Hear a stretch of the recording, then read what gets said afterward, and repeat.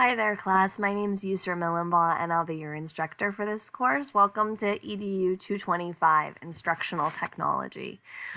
A little bit about me. I'm Yusra Milimbaugh. I'm an Ohio native, but I've been living out here in Arizona for about 13 years now. I'm a career educator. I have taught everything from first through up through fourth grade. I've worked with teachers from kindergarten through eighth grade, and I've taught online as well as in the classroom, and worked extensively with supporting teachers as they improve their instructional practice. I'm super excited to be your instructor. You can see my family there. I've got two boys, Brandon and Connor, who are 8. My youngest one is 3, that's Asher. I also have some cats and dogs, so we have a whole little farm going on here in Arizona. All right, so our big ideas for this course are: what do our students need to know and be able to do with technology? And then also, how can technology help me be a more efficient and effective teacher? So we want to look at those two big ideas for everything we talk about in the course, and we'll really keep coming back to those. Just, okay, so what do I want my kids to do with this? And then on the flip side, how is technology just helping me be a better teacher? And we're really hoping that this course will help you in meeting those two objectives. And we break it down kind of week by week and look at different facets of your teaching. This week, we're basically just setting the stage. We're learning about what are some different expectations for students and teachers as far as digital literacy goes, and what does it really mean to be a digitally literate person. We know a lot about technology, and lots of our students know just infinite amounts about technology. But when we think about being digitally literate, it's more than just being able to use technology. It's really about that thinking that goes beyond just getting on Instagram or Facebook and posting. So the first thing we'll do this week, and what I would encourage you guys to start with, is really look at the ISTE standards. ISTE stands for the International Society of Technology and Education, and they have really taken technology integration and laid out some very clear student standards or goals. And these standards are going to outline what students should know and be able to do with technology. If you go on their website, you'll be able to see they have a big standard, and then underneath it are several different indicators. So there's quite a few of them there. And then if you download their ebook, they'll even show you, okay, what does this look like at kindergarten? What does it look like at 8th grade? What does it look like in science in high school?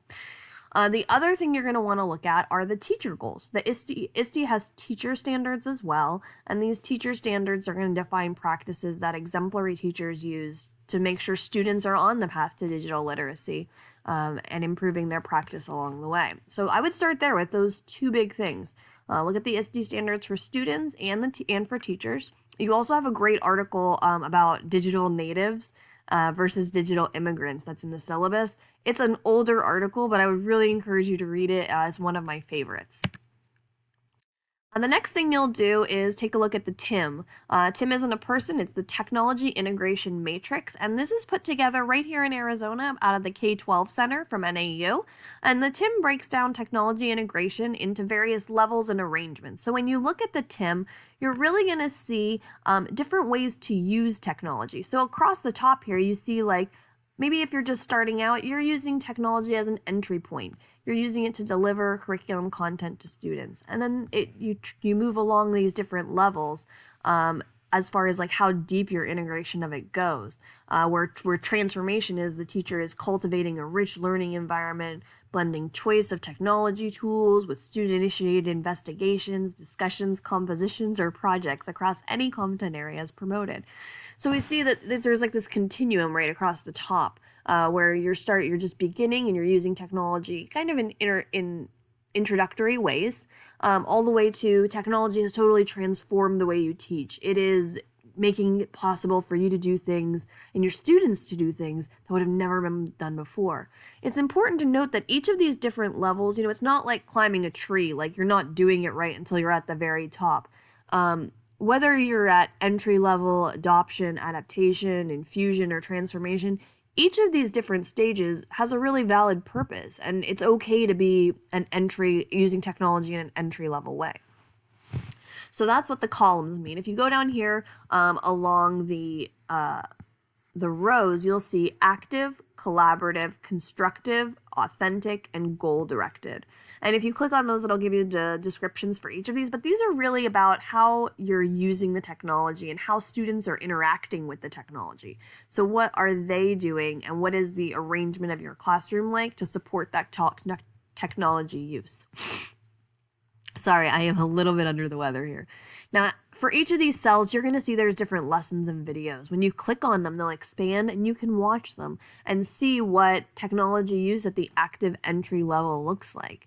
And I would encourage you to do so as you kind of build your understanding of technology integration.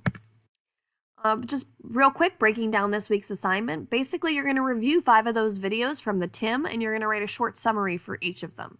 Your next step is to pick 3 of the videos that you thought were the best, and really answer in 250 words for each video what speaks to you about each video, and how does it connect to those ISTE standards that we looked at earlier.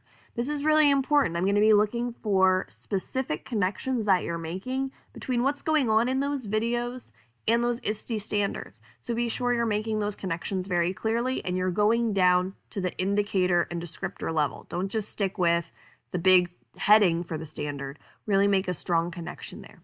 Your last part is just very simply, how do you think technology should be used in the classroom today? What are your goals kind of for yourself? Just a really quick 200 to 250 word reflection on that.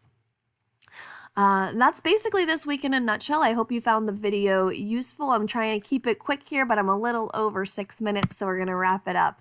I just want to say thank you and have a great week. If you enjoyed this video, be sure to leave a comment. That way I know that it's something that you guys are interested in, and I'll keep putting them out for our future weeks.